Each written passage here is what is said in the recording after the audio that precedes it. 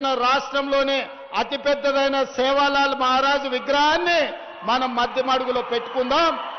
ఎందుకంటే శ్రీశైలం పోవాలంటే సేవాలాల్ మహారాజును దర్శించుకున్నాకనే శ్రీశైలం పోయేటట్టు ఒక పుణ్యక్షేత్రంగా మధ్యమడుగును అభివృద్ధి చేసుకుందాం. ఈ ప్రాంతం నుంచి కూడా గిరిజన సోదరులు మధ్యమడుగుకు వస్తూ ఉంటారు. మధ్యమడుగులో సేవాలాల్ మహారాజ్ విగ్రహాన్ని కూడా మనం పెట్టుకుందాం.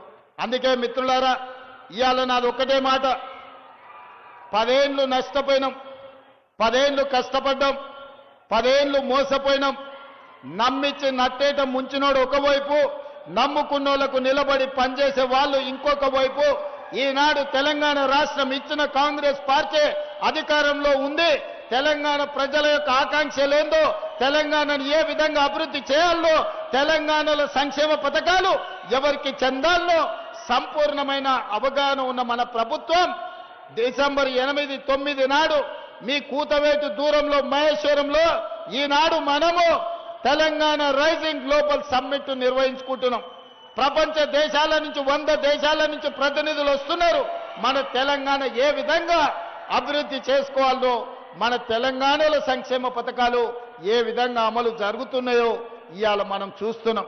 అందుకే ఈరోజు దేశానికి ఆదర్శంగా వరి పంటలో దేశంలో నెంబర్ 1, శాంతి భద్రతలను కాపాడడంలో దేశంలో నెంబర్ 1, గంజాయి డ్రగ్స్ ను అణచివేయడంలో దేశంలో నెంబర్ 1, ఇవాళ విద్యలో కాంగ్రెస్ పార్టీ నెంబర్ 1, వైద్యంలో కాంగ్రెస్ పార్టీ రాష్ట్రాన్ని నెంబర్ 1 స్థానంలో ఉంచింది.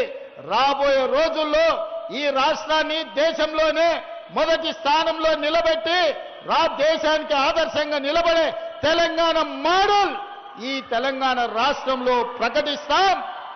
ఈ రోజు తెలంగాణని అభివృద్ధి పదం వైపు నడిపిస్తాం. దేవరకొండ అభివృద్ధికి సంపూర్ణంగా సహకరిస్తానని తెలియజేస్తూ, తొందరలోనే అడ్లూరి లక్ష్మణ్ సీతక్కను, కోమటిరెడ్డి వెంకటరెడ్డి గారిని మీ నియోజకవర్గంలో సమీక్ష సమావేశాన్ని పంపిస్తా. ఏమేమి కావాలనో అంచనాలు వేసి దేవరకొండకు అందిస్తా. మీరు ఎవళ్ళ వేళలా ఇదే విధంగా అండగా నిలబడండి. బాలు నాయకుని గెలిపిస్తూనే ఉండండి. ఈ ప్రాంతాన్ని అభివృద్ధి చేసే బాధ్యత నేను తీసుకుంటాను తెలియ